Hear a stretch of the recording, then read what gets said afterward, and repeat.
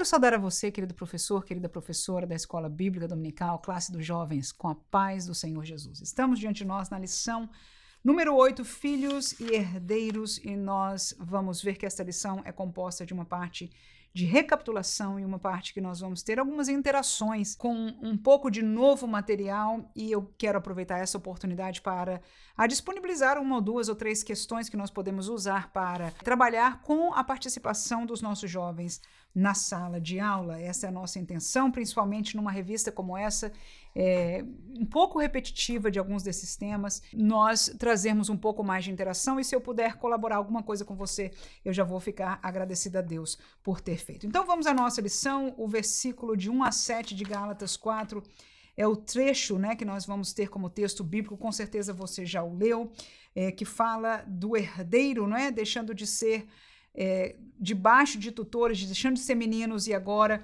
tornando-se filho, e essas características aqui. E o texto da lição é Gálatas 4, de 1 a 7, que diz: digo, pois, que todo o tempo em que o herdeiro é menino, em nada difere do servo, ainda que seja senhor de tudo. Então está falando de um herdeiro a quem pertence o reino, pertence a promessa, pertence aquilo que Deus tem, mas ele ainda é menino. Este menino está debaixo de tutores e curadores, diz o versículo 2, até o tempo determinado pelo pai. O pai determina o tempo preciso. Assim também nós, quando éramos meninos, estávamos reduzidos à servidão debaixo dos primeiros rudimentos do mundo. Então, Paulo fala de uma meninice, de um tempo que o seu povo era menino, mas vindo à plenitude dos tempos que o pai escolheu, não é assim? Então ele falou, o pai é que determina este tempo. Então ele está fazendo comparação entre filhos humanos, filhos espirituais, seus filhos, aqueles a quem Deus escolheu para ser povo seu, no contexto veterotestamentário, era a nação de Israel. Então ele diz, por um tempo estes eram filhos, mas pareciam servos, porque eles ainda eram meninos até o tempo determinado do pai. Aí ele disse no versículo 3, quando nós éramos este tempo de meninos, nós estamos reduzidos à servidão debaixo de uns certos rudimentos, que ele chama. Mas, vindo à plenitude dos tempos, Deus, ou seja, o Pai, enviou o seu filho, nascido de mulher, nascido sob a lei, para remir, ou seja, comprar de volta, os que estavam debaixo da lei, a fim de recebermos a adoção de filhos. É como um status, tornou diferente de um certo tipo de herdeiro / servo, para agora totalmente adotado como filho. E porque sois filhos, Deus enviou aos nossos corações o Espírito de seu Filho, que clamava Pai. Assim que já não és mais servo, mas filho, e se és filho, és também herdeiro de Deus por Cristo. E claro, fora deste contexto do judaísmo, nós sabemos que o evangelho que foi pregado aos Gálatas era um evangelho que o abriu porta para que eles também pudessem serem feitos filhos de Deus. É o mesmo evangelho que alcançou a mim e a você. Então, esta leitura do texto bíblico nos serve aí como introdução, e nós vamos estar lendo com os irmãos a introdução e o primeiro tópico, mas com o entendimento de que este tópico vai ser somente de revisão. Eu, se fosse ensinar esta aula, não me tardaria, não explicaria mais, porque foram 3, 4, 5 lições que nós ficamos trabalhando estes temas que vão ser falados no primeiro tópico. No entanto, no segundo e no terceiro nós vamos encontrar algum material que eu exploraria, e por isso vou estar passando com você aqui. Introdução. Vimos na lição anterior que Paulo tratou a respeito da descendência de Abraão, todos os que creem em Jesus pela fé, quer sejam judeus, quer sejam gentios. Nessa lição trataremos a respeito da maturidade. É ela que faz o herdeiro menino se tornar um herdeiro completo e apto para receber a herança. Ao se colocarem debaixo da lei, os Gálatas estavam não somente se colocando num caminho de retrocesso para com o evangelho, mas estavam igualmente renunciando à sua maturidade e à sua herança em Cristo. Nós vamos entender um pouco mais isso na sua aplicação, principalmente ali pelo terceiro tópico. Primeiro tópico, herdeiro, mas como se não fosse ainda. Herdeiro, mas como escravo, é o primeiro subtópico. Leiamos, Paulo começa dizendo que em todo tempo que o herdeiro é menino, em nada se difere do servo, ainda que seja senhor de tudo. É verdade, o direito é dele, ele é senhor por direito, mas ele não pode botar mãos, ele não pode gerenciar, então ele acaba que parece ou vive como um servo. Nestes textos podemos ver a importância da maioridade, ainda que uma criança fosse considerada herdeira, não é diferente de um escravo enquanto não atingir a maioridade. À medida que a criança vai crescendo e se desenvolvendo, ela vai se tornando menos dependente do aio, ou seja, daquele que a conduz e que exerce sobre ela uma tutela ou uma guarda. A criança não é uma escrava, mas é considerada como se fosse em relação à herança até que atinja a maturidade. Paulo comenta que o herdeiro, enquanto menino, por mais que seja dono de tudo, não tem acesso à herança e não possui diferença de um escravo. Falta a ele a maturidade que só o tempo poderá trazer. Um comentarista diz que aquela criança era chamada de jovem senhor, sendo senhor porque um dia na maioridade poderia usufruir dos bens e direitos que lhe seriam entregues, e jovem para não se esquecer que sua hora não havia chegado e se colocar no seu lugar, mas a hora da sua maioridade chegaria e ele poderia usufruir dos bens e dos títulos.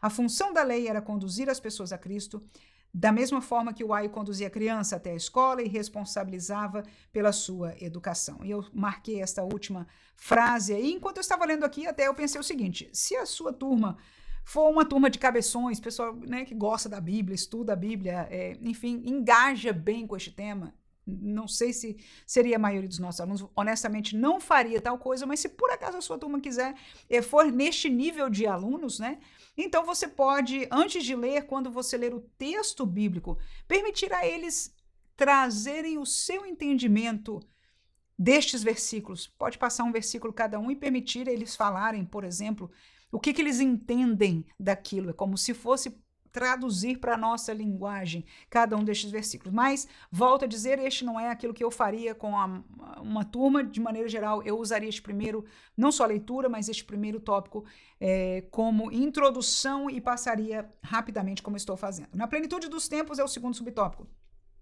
O momento da história humana em que Deus interveio para transformar uma promessa em um fato consumado é chamado de plenitude dos tempos. Nesse período específico, Deus enviou a Jesus e o apóstolo ainda reforça: nascido de mulher, nascido sob a lei. Essas duas colocações têm importância, pois mostram não somente a humanidade de Jesus, mas igualmente o fato de que, por ter nascido sob, ou embaixo, por baixo, né, da lei, e tê-la cumprido até a morte, seu sacrifício foi único e perfeito, colocando a salvação disponível a todos que creem, independente da cultura de origem. Paulo destaca que foi Deus que enviou o seu Filho do céu para este mundo. Essa vinda fazia parte da promessa dada a Abraão, de que nele todas as famílias seriam benditas. Tudo isso, está vendo? É recapitulação daquilo que nós já estudamos, né?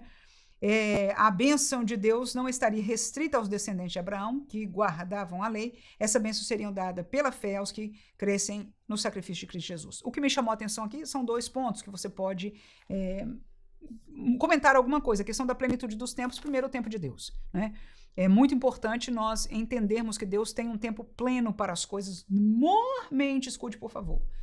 No tocante a estes grandes tempos da humanidade que a Bíblia marca, por exemplo, o tempo da criação de Deus, o tempo dos pactos, cada pacto de Deus teve um tempo perfeito. O próprio pensar o que fez o tempo da plenitude da vinda de Jesus, por exemplo, o que fez deste tempo especial. Será que porque pela preparação do povo, o tempo do silêncio que Deus ficou 400 anos antes de vir João Batista, ou seja, havia uma sequidão, uma sede pelas coisas de Deus. Enfim, uma série de coisas nos podem fazer pensar no que significa a plenitude de Deus. O fato é que Deus, que é soberano, preparou ou tem um tempo ideal.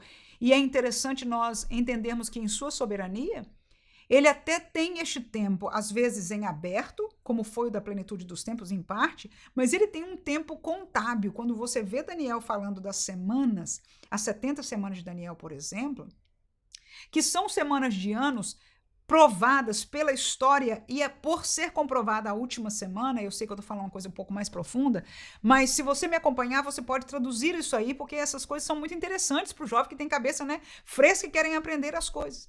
Então, ao mesmo tempo que Deus tem essa plenitude que nós paramos para entender o que Deus trabalhando, o que acontece na história que parece preparação para aquilo, como no caso da vinda de Jesus, ele tem este tempo contábil, porque ele já sabe todas as coisas. Para Deus, é difícil a gente entender isso, mas o passado, o presente e o futuro já são.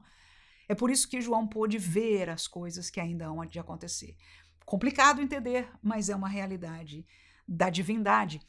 E daquilo que é a eternidade fora do tempo, que nós vivemos dentro de um tempo, né? Mas, enfim, A plenitude dos tempos também é em parte contábil, e nós vemos isso com muita clareza quando Daniel fala dessas 70 semanas.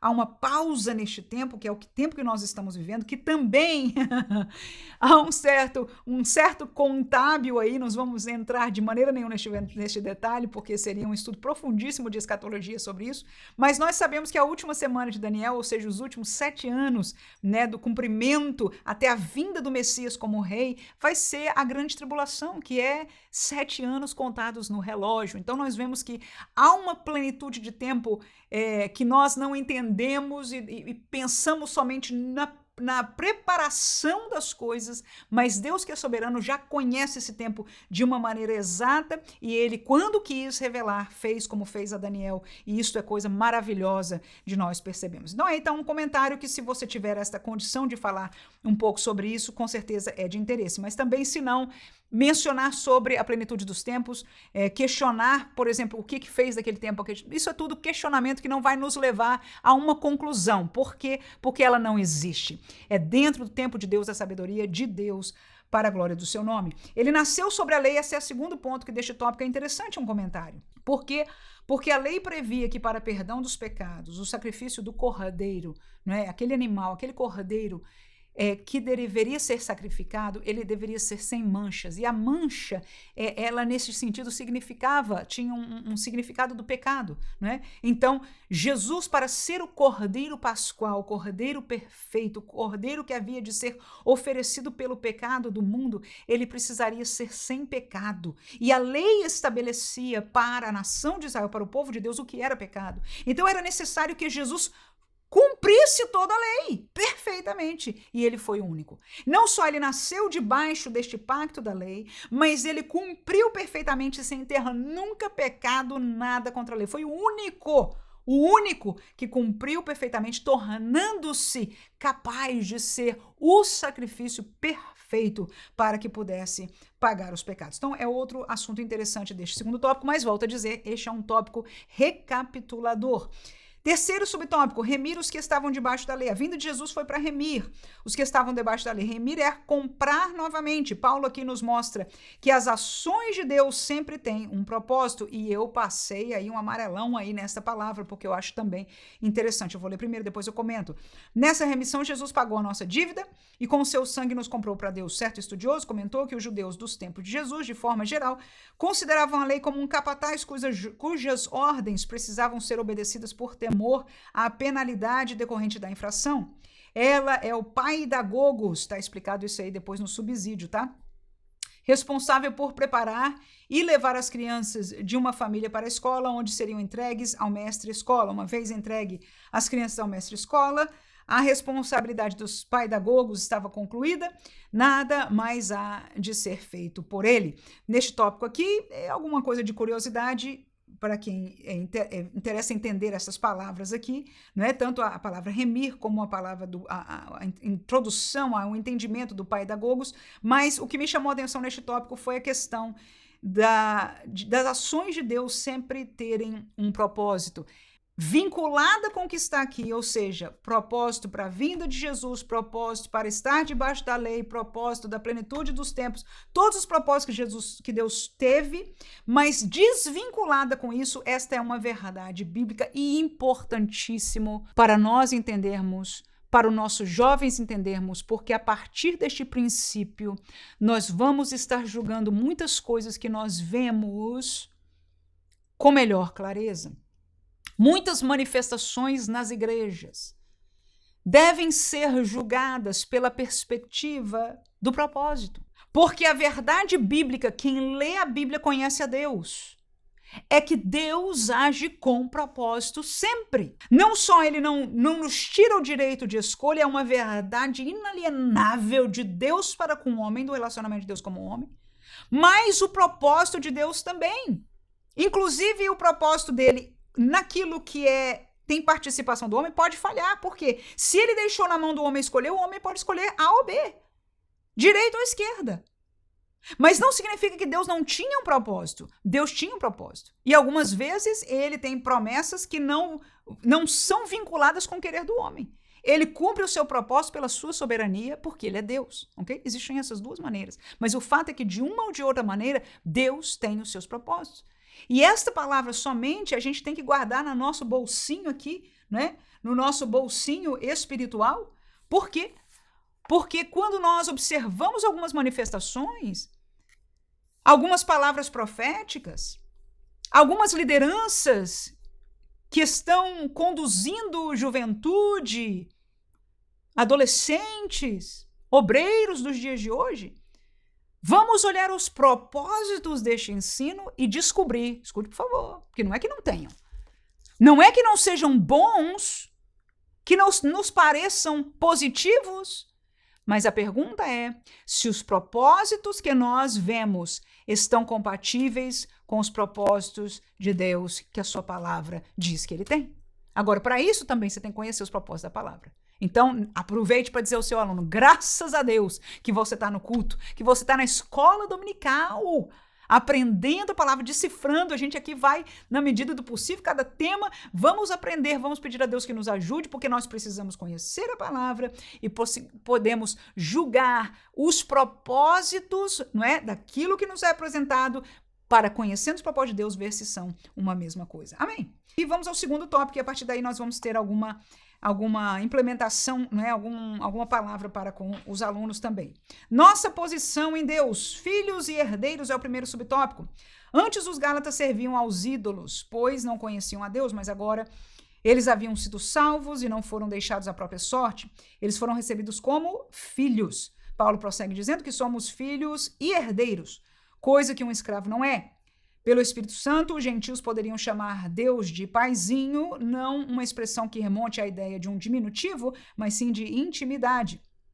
Os gentios, agora em Cristo, obedecem a Deus para agradá-lo e não porque podem ser punidos, como os ídolos faziam com aqueles que os adoravam. Mas essa nova posição para os Gálatas estava sendo abalada. Aí ele vai colocar aqui o texto, né, de Gálatas 4, 9 e 10. Como tornais outra vez a estes rudimentos, fracos e pobres, religiosos, né? Os quais de novo quereis servir, guardais dias e meses e tempos e anos. Então, esta última pergunta aqui, na verdade, a gente vai falar um pouquinho mais no próximo subtópico, mas como cerne deste tópico aqui, eu tenho a primeira proposta para você aí conversar, não é? Nós temos de um lado servos, e nós temos do outro lado filhos, ok? E no centro nós temos leis, conduta. Os pais ou senhores dos servos e dos filhos, em todas as duas realidades, existem leis a serem cumpridas.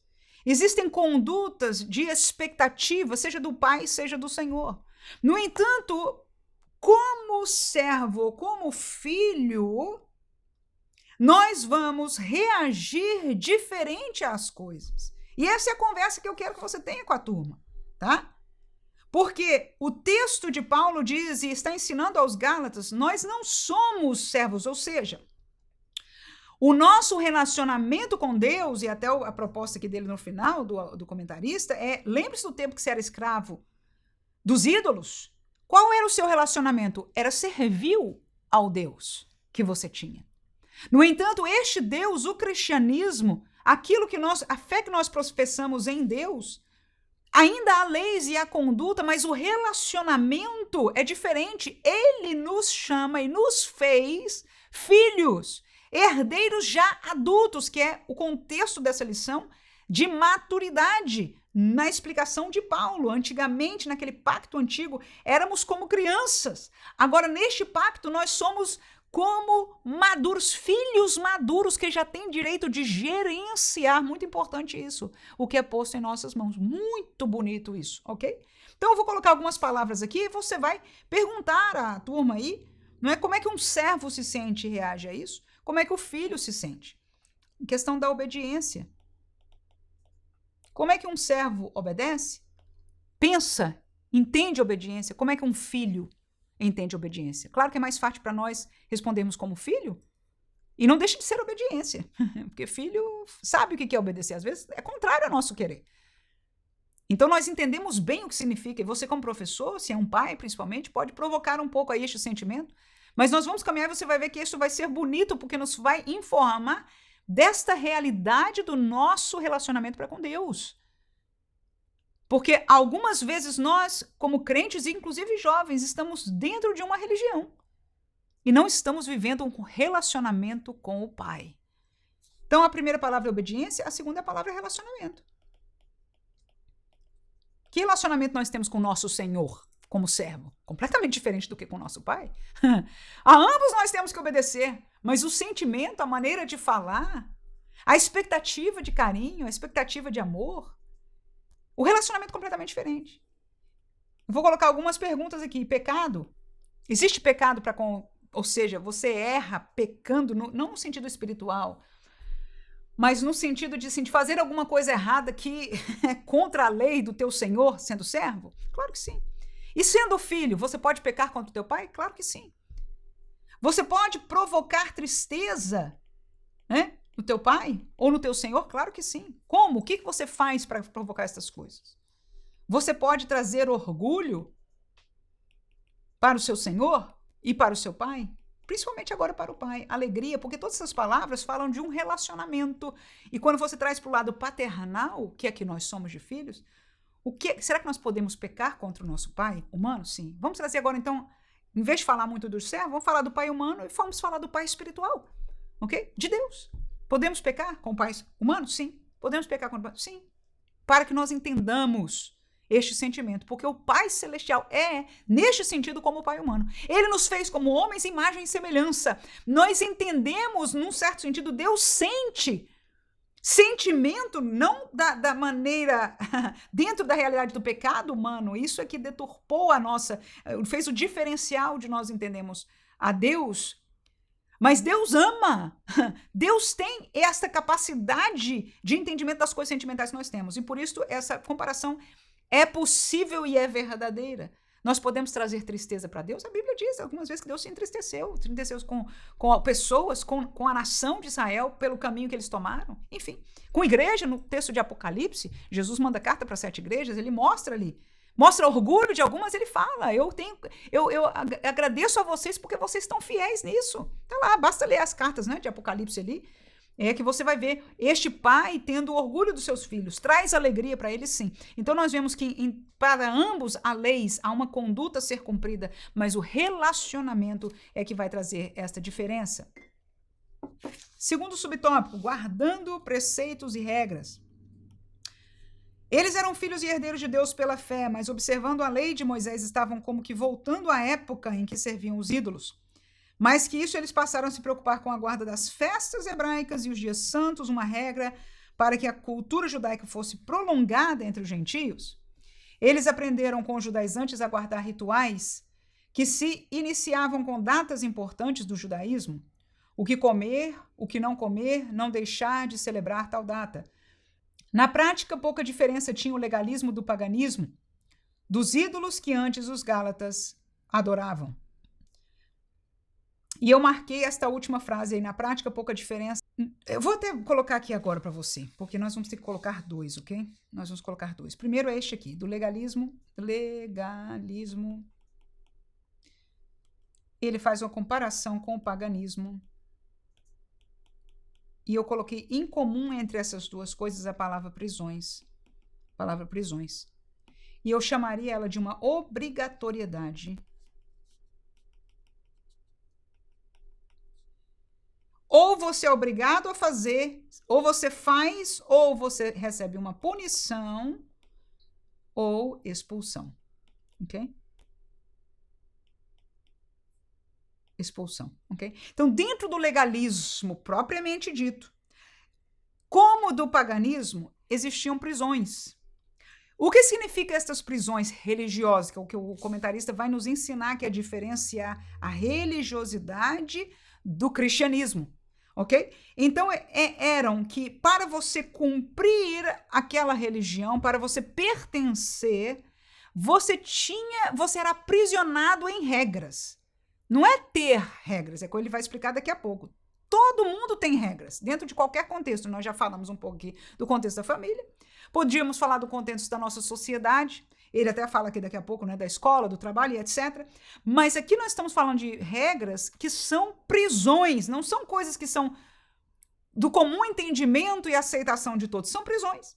E você é obrigado a cumprir sob a pena, né, de ou ser punido ou ser excluído. E nós não estamos falando aqui de coisas que realmente civilmente necessitariam, pessoas que são nocivas para a sociedade, porque matam outras pessoas e etc, etc. Estamos falando de questões puramente religiosas. Então, neste sentido, o legalismo e o paganismo trazem a palavra prisões, e assim como eu falei para você que a palavra propósito é uma palavra-chave para botar no bolso, e aqui você não dá para ver o bolso de baixo, então eu vou fingir que tem um bolsinho aqui em cima, né? Guarda no bolso aí a palavra propósito.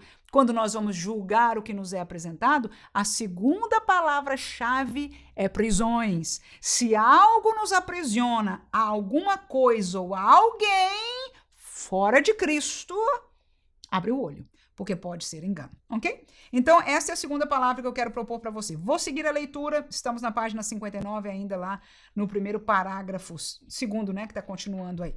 Não há nenhum impedimento em se guardar um dia para adoração a Deus. Os hebreus tinham o seu próprio calendário, e dele se valiam para não descumprir os mandamentos. Guardamos o domingo, nós, né? Isso aí, tá aí. Ele diz, não tem problema de guardar o dia. Nós guardamos o domingo, porque foi nele que Jesus ressuscitou, vencendo a morte, nos garantindo sermos vitoriosos com ele nesse mesmo aspecto. Mas a guarda de datas e dias, como um misticismo, não é o que Deus tem para nós. E este é o segundo ponto que nós vamos falar aí, e que você vai ter a participação dos alunos aí. Misticismo. Antes de eu falar, eu vou ler o resto deste contexto aqui. Há algum problema em seguir regras? De forma alguma. As regras nos ajudam a saber como nos portar em diferentes contextos e trazem organização. No trabalho ou nos estudos, regras como cumprir horários, estar fazendo as suas atividades no departamento onde se trabalha, ou na sala onde a aula vai acontecer, ajudam na organização e no bom relacionamento.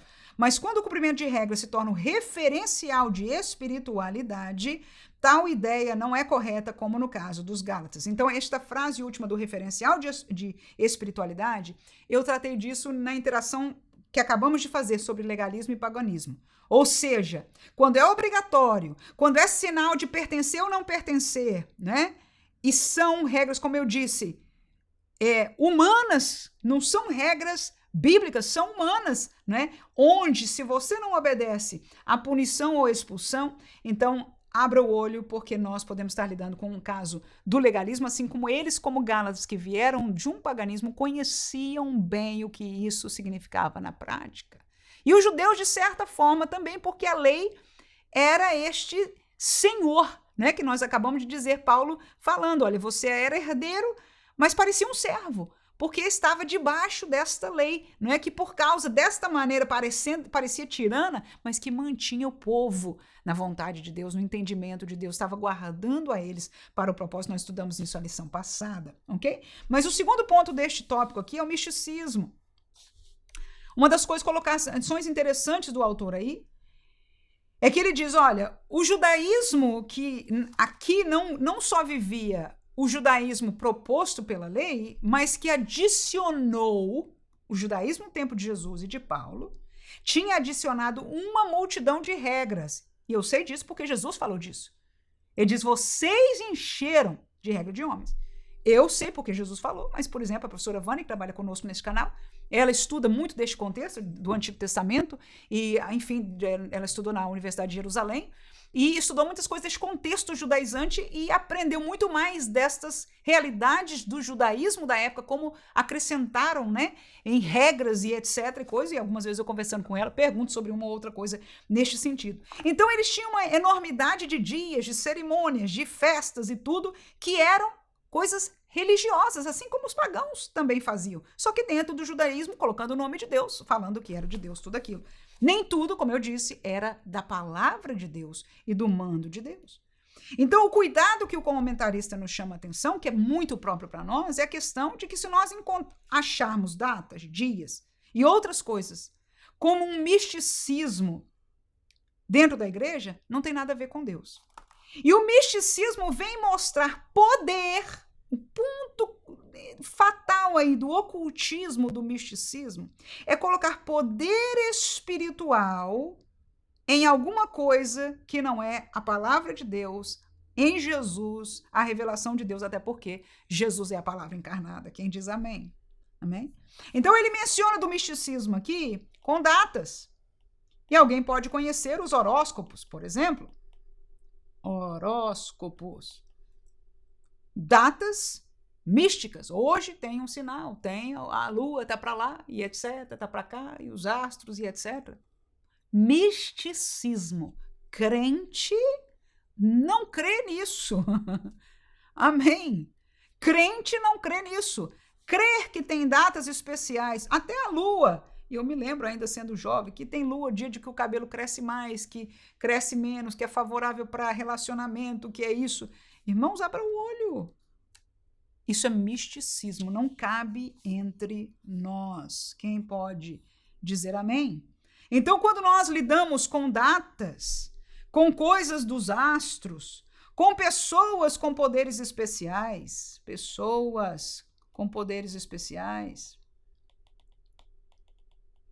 estes profetas, estes apóstolos que estão se levantando entre nós, que são poderosos, que recebem revelação de Deus, que caem no chão e dizem que foram ao céu e viram coisas que ao homem pertence dizer. Interessante, que há só dois exemplos na Bíblia, e dos dois, Deus proibiu ele de falar qualquer coisa, foi Paulo, pessoa pequena, né? Quase ninguém, pessoa de Paulo. Pois é. A ele Deus deu o privilégio de subir ao terceiro céu e ver algo lá. Mas Deus o proibiu de falar qualquer coisa. Nenhuma palavra. E a segunda foi João, que foi arrebatado em espírito lá na ilha de Patmos. E foi o contrário. Deus disse para ele, Jesus no caso, escreve tudo que eu te mostrar. E ele escreveu tudo. Agora, há um mundo de gente tendo revelações, com poderes especiais, com revelações especiais, com coisas extraordinárias, que estão trazendo em suas perspectivas, para além das coisas humanas que eles ganham com isso, misticismo para dentro da igreja. Por quê? Porque estas práticas, estas palavras e os propósitos estão fora dos que dizem a Bíblia Sagrada e o Cristo que nos deu o evangelho que nós cremos, a doutrina que nós temos, o caminho que nós caminhamos. Amém? Então, é nestas coisas que estes poderes e o ocultismo e o misticismo trata de colocar especiais em pessoas. O próximo que eu vou colocar em objetos. É uma denominação aí evangélica que trabalha muito com isso, com objetos. É flor, é água, é sei lá o que mais, óleos. A Bíblia fala de óleo para unção, mas pode ser qualquer um, irmão. Pode ser qualquer óleo. Não precisa ser óleo de Jerusalém, nem óleo que alguém orou por ele. Você já viu isso, irmão? E é para todo lado. É especial? Não. Eu não vejo eu não sei que Bíblia esse pessoal tem. Porque na minha Bíblia, os pastores, os presbíteros não oram pelo óleo, olham para a pessoa. E ungem com óleo, qualquer óleo. É a simbologia de obediência à palavra. Assim como o batismo é um símbolo em obediência, porque significa confissão do seu arrependimento. O óleo é um símbolo também. Porque a obra de poder está na mão de um só. Não é deste profeta, dito profeta, não é deste dito apóstolo, não é desta dita pessoa extraordinária, nem é do objeto que está em sua mão, irmãos. Objeto dentro do cristianismo é misticismo. Então, isso aí, professor, você pode falar, cada um como eu estou falando, você pode perguntar para eles ideias antes de você começar a listar. Eu até esqueci disso, mas até tinha marcado aqui, né? Irmãos, o que vocês acham que tem de misticismo dentro do cristianismo hoje? Como ele disse aqui, né? Guardar alguma coisa ou ter algum entendimento religioso de alguma coisa que parece-nos cristianismo, mas que em verdade é misticismo. Eu já dei alguns aqui, se eles souberem, vai depender também. Será que você vai perguntar e alguém pode ter uma ideia? Pode ser que ninguém fale, então aí você fala a lista. Mas tá aí, objetos. Algumas declarações que nós fazemos. Agora os crentes estão tão poderosos, irmão, que saia Deus da frente, né? Que Deus me perdoe por uma colocação como essa. Mas é como eles estão fazendo. Porque a declaração, a colocação é essa, a gente não precisa mais. Deus nos deu o poder para que nós façamos acontecer, e eu declaro e tem que acontecer. Eu não vejo isso na Bíblia de jeito nenhum. Eu não vejo isso na Bíblia. Eu digo, se Deus me disser marche, então eu marcho. Mas até lá eu peço a Deus, protege-me, guia-me, Senhor, me mostra o caminho. Porque Ele é Deus, se senta sobre o trono e eu sou serva e nada mais. Vítima da graça de Deus. Então estas declarações, estas pessoas, estes objetos, a lua, as estrelas, o ar, a mãe natureza, o nome que tem, tudo isso é misticismo, ocultismo.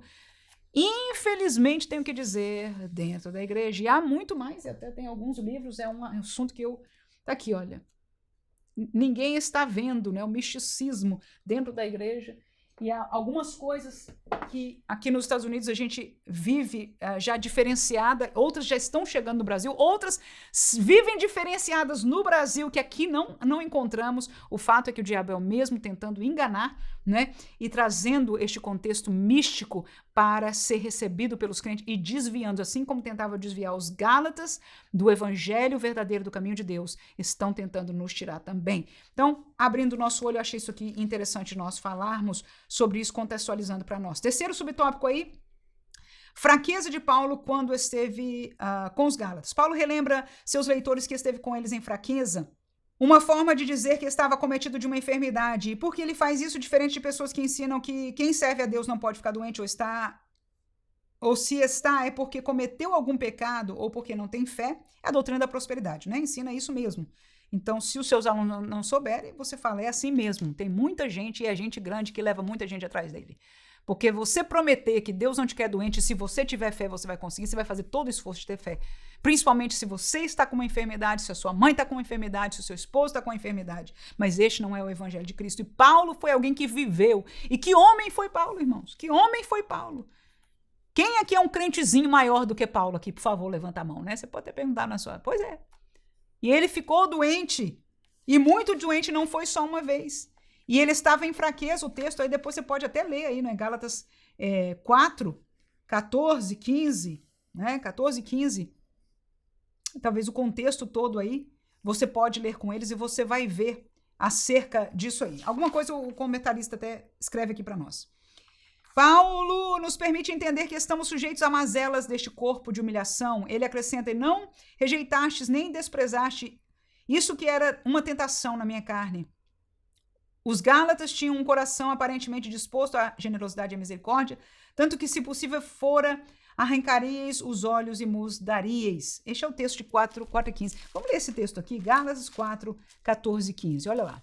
Gálatas é a carta, portanto, do pastor Paulo para a igreja que ele começou ali na Galácia. E não rejeitastes, nem desprezastes isso que era uma tentação na minha carne. Antes me recebestes como um anjo de Deus, como Jesus Cristo mesmo. O que ele está fazendo aqui, irmão? Eu vou voltar no 13. E vós sabeis que primeiro vos anunciei o evangelho estando em fraqueza da carne. Ou seja, está lembrando que quando ele foi evangelizar lá na Galácia, primeiro, quando ele chegou lá, ele tinha uma debilidade, ele tinha uma fraqueza. E pelo que nós vamos descobrir daqui a pouco, era nos olhos. Quase cego Paulo estava. Mas ele diz... E vocês não me rejeitaram, vocês não me desprezaram. Antes vocês me receberam como se fosse Jesus Cristo mesmo, ou seja, o amor e a abertura do coração daquelas pessoas foi tremenda, que eles se sentiam que eles estavam recebendo o próprio Jesus Cristo. Aí o versículo 15, qual é logo a vossa bem-aventurança? Porque vos dou testemunho de que, se possível fora, arrancarias vossos olhos e mudarias. Então, o que Paulo está testificando aqui? Que vocês, irmãos, são os irmãos abençoados, são muito queridos. Tem um coração bom, porque vocês na minha fraqueza, eu tive testemunho que se vocês tivessem condições, tirariam os olhos e me dariam para eu fazer um ministério feliz, mas não podia. Então essa é a realidade, ou seja, o coração. Então com isso o pastor vai dizer aqui, olha, a receptividade dos Gálatas foi lembrada para mostrar que Paulo não lhes era um oponente, mas que tinha gratidão pelos Gálatas. Ele queria mostrar aos Gálatas que eu estou dizendo essas coisas duras para vocês. Eu estou corrigindo vocês. Eu estou dizendo que essas pessoinhas que chegaram aí com essa história nova, esses profetinhas meia pataca, estes insinuadores disso ou daquilo na igreja, estes que estão levando os jovens deste ou neste caminho, estão errados, são mentirosos. Mas não é que eu não amo vocês, não é que eu quero vos aprisionar. Pelo contrário, se vocês entendessem que eles estão te levando para prisões que estão longe de Cristo e longe da vida eterna, vão focar em outras coisas que não é o verdadeiro evangelho, que vai vos levar à salvação, que vai enraigar a vossa fé em Cristo Jesus e na palavra da verdade. Aí ele diz, eu quero que vocês se lembrem que este foi o coração de vocês quando eu cheguei aí. Ou seja, Paulo como pastor está dizendo, eu conheço o coração de vocês. E isso é importante para nós entendermos o coração do pastor, não é? A gente vai falar disso no próximo tópico. O coração do pastor, mas vemos aí já esse entendimento e esse agradecimento pelo coração, pela realidade de quem são aqueles irmãos ali da Galácia. A graça de Deus é o último parágrafo aí deste tópico. Pregada pelo apóstolo foi suficiente não só para alcançar os seus ouvintes, mas igualmente poderosa para que eles recebessem a Paulo como mensageiro de Deus, mesmo quando estava adoecido, e os judaizantes estavam se aproveitando dessa boa vontade dos Gálatas para semear entre eles a desobediência. Terceiro tópico, a maturidade e responsabilidade. Inimigo fala a verdade. É possível que os judaizantes estivessem ensinando que Paulo era um inimigo dos Gálatas, por falar daquela forma com eles. Mas o apóstolo o fazia com o coração verdadeiro, de um verdadeiro pastor. E aí que eu falei, já estava quase comentando a comentar, né? Não como um aventureiro. Ele falava a verdade em amor. O questionamento do apóstolo sobre a sua forma de falar com os leitores deixa claro a diferença entre ser um bajulador e ser um mestre que se preocupa não com o que pode receber, mas com o que pode entregar. E aí está uma colocação interessante. Nós vamos ler Gálatas 4:16, ok? E vamos lembrar de que a verdade, ela pode trazer o quê? Incompreensão.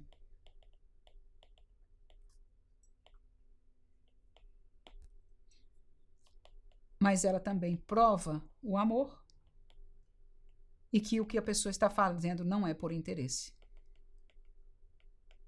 Okay? Gálatas capítulo 4, versículo 16 diz, fiz-me acaso vosso inimigo, dizendo a verdade? Quando nós dizemos a verdade, e a verdade é o que machuca, no sentido de que não é a vontade dos ouvintes.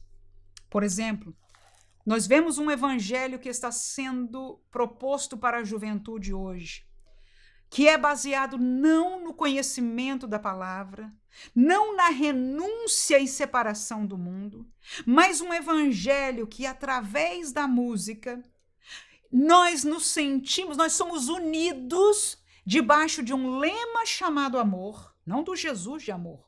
Jesus ali é um lema junto com o amor. Jesus é um lema, o amor é um lema. A música é o veículo para alcançarmos o mundo.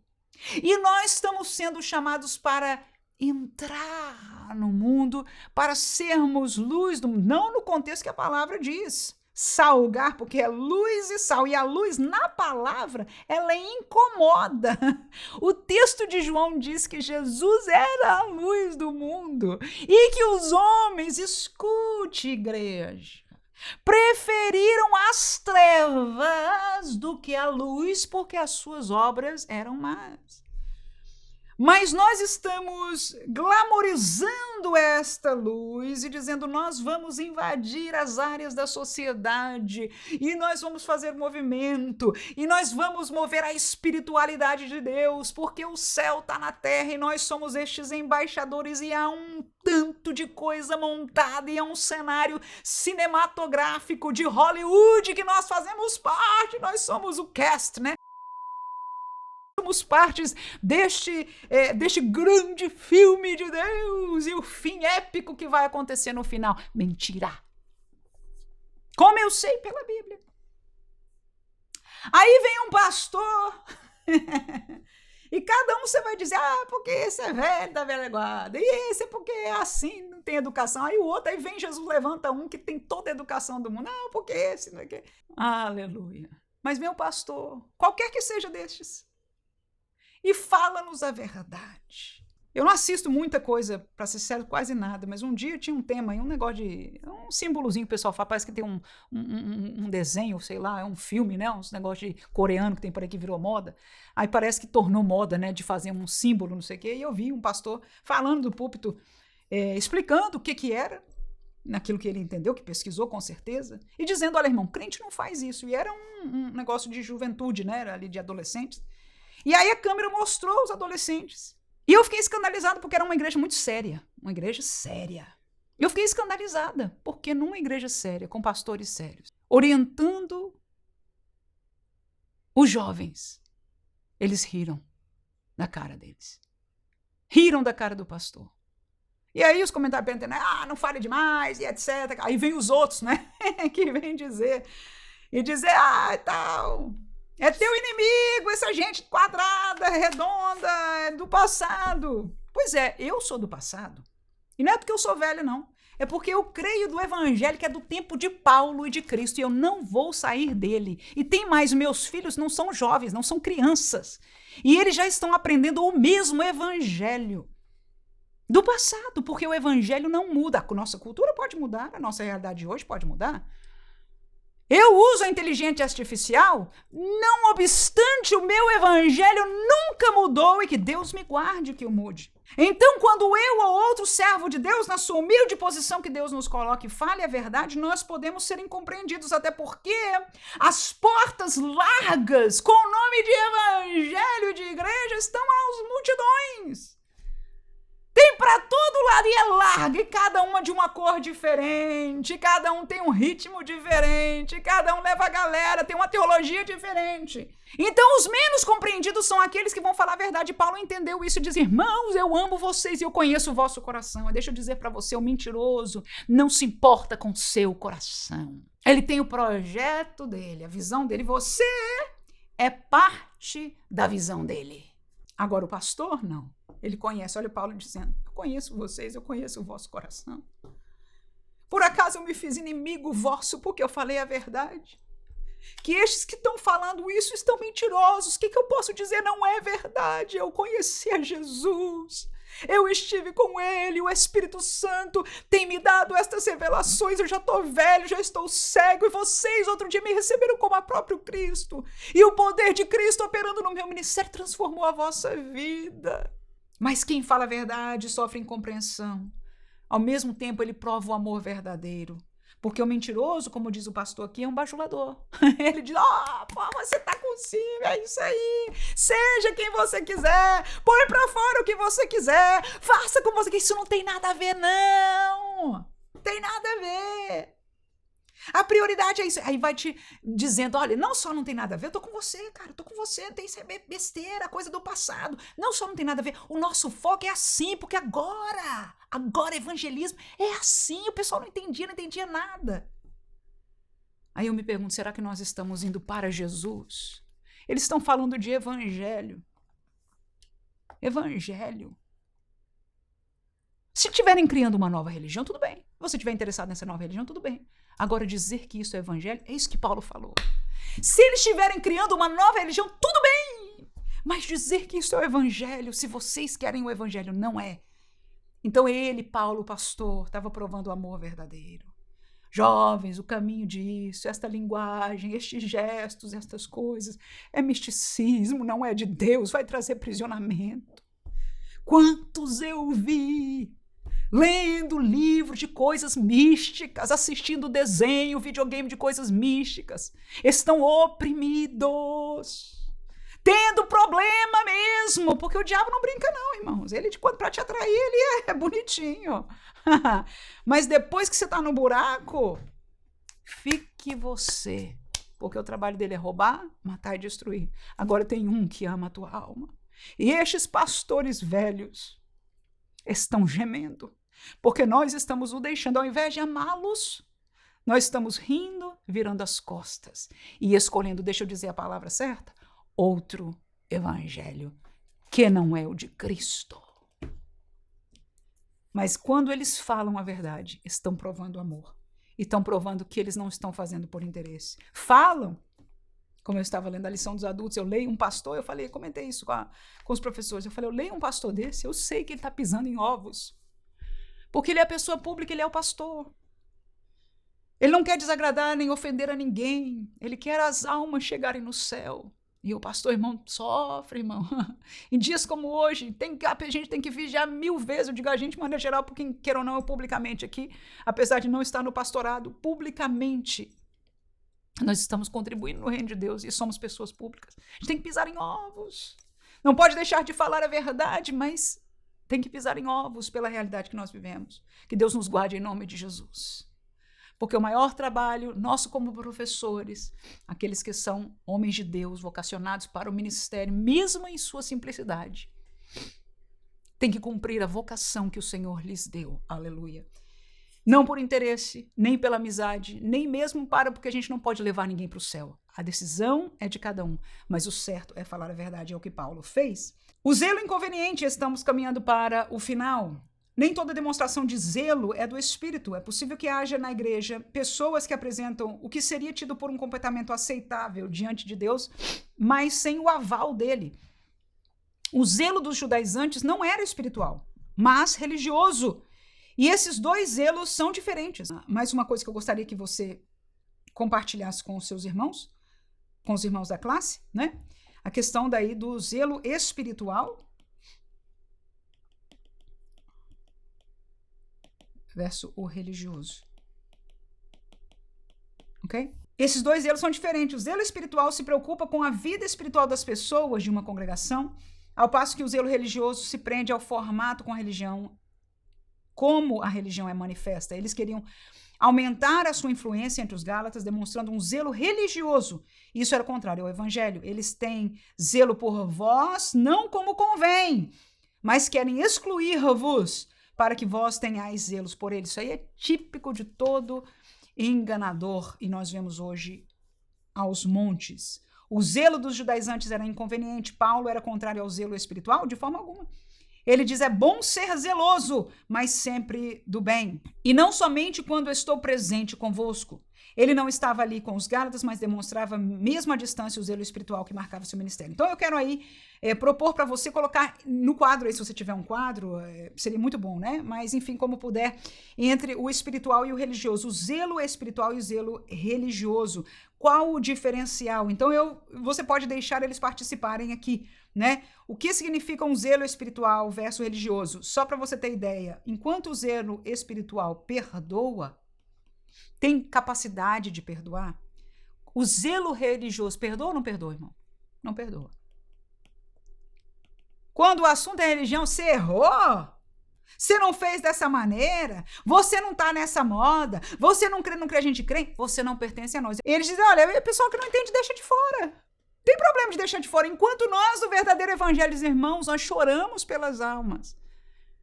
E não é para ser mais um de nós por questão de multidão, não é para ser salvo, irmãos. É para receber Cristo, para viver a graça de Cristo. É para estar fora do pecado e das consequências do pecado, nada mais. Não, deixa de fora, não tem problema não. O pessoal antiquado, deixa para lá, né? Então, enquanto o espiritual, o zelo espiritual, ele perdoa, o religioso, ele não perdoa. Você errou, não sei o quê, você não pertence a nós, acabou, pode ficar fora. Então, este cancelamento, esse negócio de jogar fora, esse ódio, irmão, escute, por favor, jovem. Se alguém está te levando a olhar com menosprezo para outro crente, irmão, abre o olho, por favor. Isso é religião. Tem nome de liberdade, estão dizendo, esse pessoal é religioso do passado, não, isso aqui é liberdade em Cristo. Tem nome de liberdade, mas está te aprisionando. Segundo, o espiritual é paciente. É sim. E qual seria o contrário disso? Qual é o religioso? É intolerante. Agora é interessante que o intolerante, algumas vezes, ele tem palavreado de que é tolerante. E ele tolera tudo que está dentro daquilo que ele aceita. E é interessante que as coisas mais carnais e até às vezes pecaminosas está lá tudo tolerado. Não, porque a gente via diferente, pai, tá tudo lá tolerado. Mas o certo que é de Deus, qualquer rigor, qualquer coisa de Deus, eu não estou falando do homem, não. Também que se é do homem, tá certo de colocar. Jesus confrontou isso, que era do homem, disse, isso é coisa de homem, Deus não tem nada a ver com isso. Né? O que é de Deus, o que é espiritual, ele é paciente, porque quando nós queremos alguém crescer com Deus, se nós temos zelo por aquela pessoa, você sabe que é um processo, você sabe que começa com a pessoa reconhecendo, se arrependendo, mas que depois é um processo de crescimento. A pessoa tem que ser paciente, é natural. Um pai e uma mãe entendem isso. E um pastor entende isso. O zelo espiritual é paciente. Agora, o zelo religioso, ele não tem paciência. Não. É assim e acabou. Você entra na nossa, você é de nós ou não é. Não é isso? O zelo espiritual ama. E o religioso não tem amor. Eles falam de amor, mas não tem amor. O foco do espiritual é em Jesus. O foco do religioso está nas regras, mesmo que sejam lindas, irmão. Interessante é isso. Aqui são regras que às vezes fala, poxa, né, faz tanto sentido, é tão lindo, né? Mas não só nas regras, nos próprios líderes. Eles dizem, não, o foco não está em nós, e pai, o foco é você. Você sabe que isso é a primeira coisa, você vai fazer aula de storytelling, de marketing, dessas coisas, assim, agora principalmente nesta era do YouTube, de internet, de Instagram, é a primeira coisa que você aprende, irmão. A primeira coisa que você aprende tá por todo lado. Ele diz, olha, faça o seu público o centro da atenção, o foco, e ele vai comprar a tua coisa. Ele vai comprar a tua conversa. Satanás já sabia disso, falou para Eva isso. Deus sabe que no dia que você comer, você vai ter isso. Tá aí, Evinha, você é o foco. E a Evinha caiu. E nós estamos caindo, nós estamos na multidão. Tá lá o líderzinho jovem dizendo, jovem, você é o foco. E o jovenzinho caiu.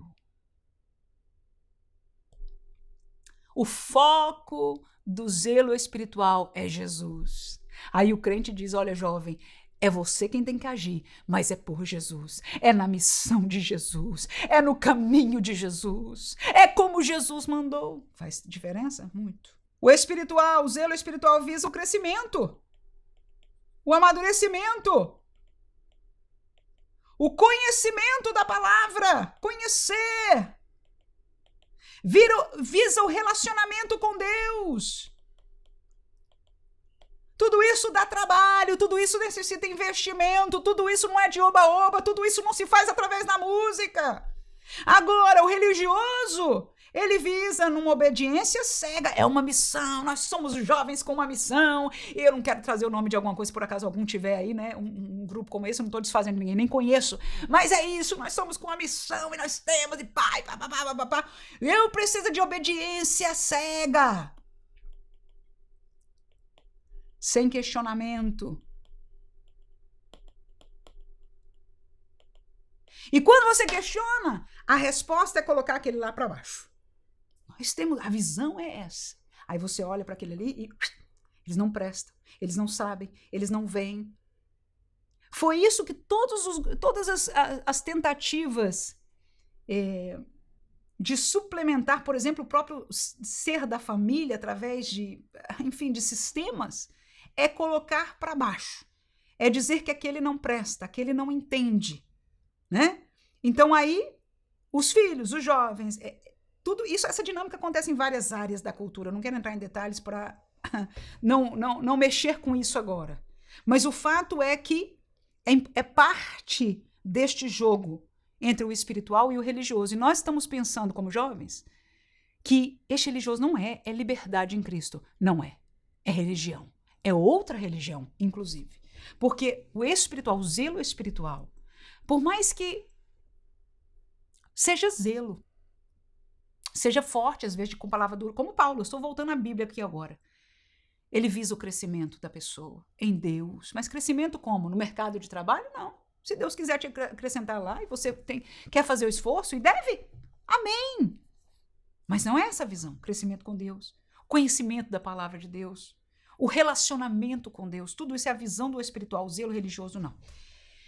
Ele não permite questionar, e se você questionar, a resposta que tiver um sorriso no rosto é, olha a nossa visão, aqueles lá não sabem nada. Geralmente se fica nessas duas, pode ter outras palavras, mas funciona mais ou menos assim.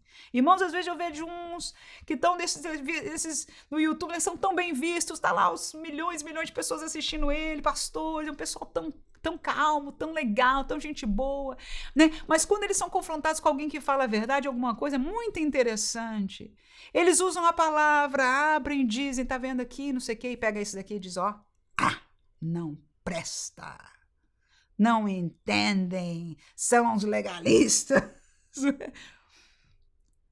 Podia não ter paciência? Por que não tem paciência? Ok, ainda não perceberam isso, mas vamos continuar, vamos estar orando por eles, né? O espiritual verdadeiro é assim. Por estes que estão sendo enganados, é a minha oração que Deus os resgate e abra os olhos deles, irmãos. Paulo, escute, por favor, esqueça eu. Vamos olhar para a Bíblia? Gemia, ele diz, irmãos, eu sinto dores de parto novamente. Eu sinto como que está tendo dor de parto novamente por vocês. Tá doendo de novo. Por quê? Porque tá se quebrando. Você pode imaginar isso, irmãos. Nós estamos vivendo isso hoje. E muitos de nós que somos sérios em Cristo estamos tendo dores de parto outra vez. Muito delicado. E é delicado porque por causa do amor. É fácil você gritar, xingar, falar e etc. Não.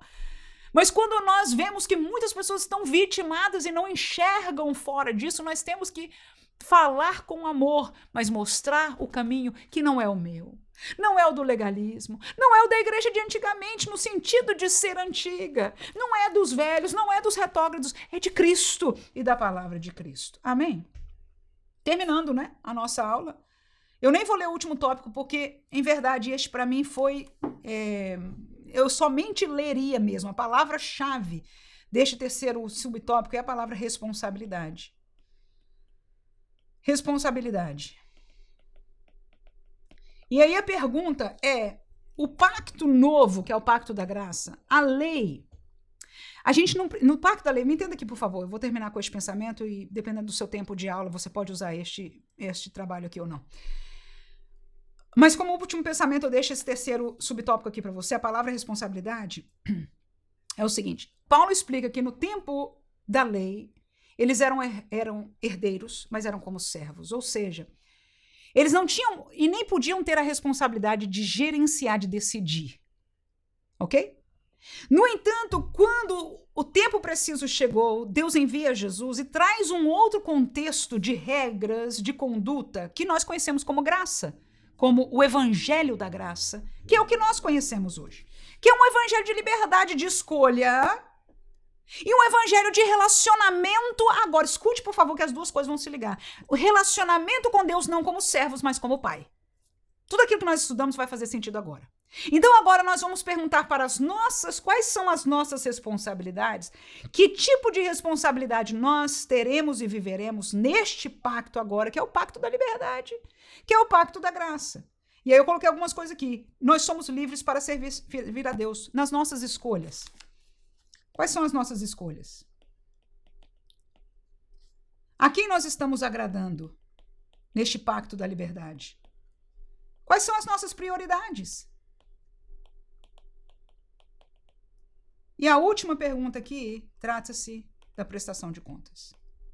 Porque enquanto estas coisas aqui é muito bom para o jovem meditar, quais têm sido as suas escolhas? A quem você está agradando quando você faz essas escolhas na vida? Quais têm sido as suas prioridades? Para saber se você está usando a sua responsabilidade que Deus te deu, ou seja, a liberdade, responsavelmente, nesta interação com o Pai. Que é o mesmo Senhor que no pacto passado era somente como um Senhor para os seus filhos, mas agora tem este relacionamento de Pai.